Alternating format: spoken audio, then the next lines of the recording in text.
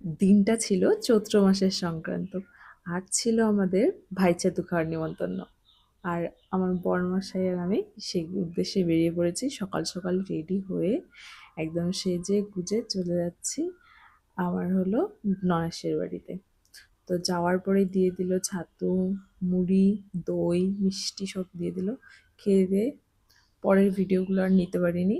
আর রাতে ছিল চড়ক পুজো ওখানেই পাশেই। তো সেখানেই চলে গেছিলাম। আর দেখতে পাচ্ছ প্রচণ্ড পরিমাণে ভিড় হয়েছে।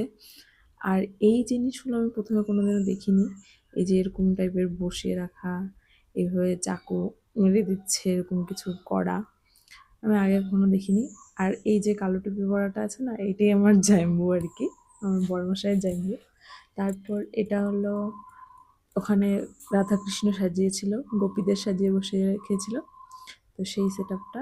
আর এইটা দেখে তো প্রথমে আমি প্রচণ্ড পরিমাণে ভয় পেয়ে গিয়েছিলাম। তো তারপর একটু বুঝতে পারলাম যে না, কীভাবে কী হতে পারে। আর এখানে দেখো শেওড়া গাছের পেতনি বসে আছে।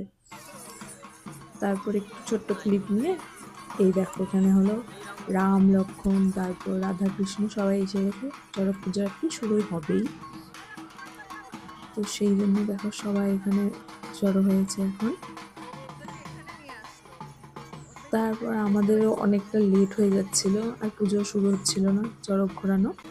তো আমরা ভাবলাম যে বাড়ি চলে যাই। আর মেয়েরও ঘুম পেয়ে যাচ্ছিল।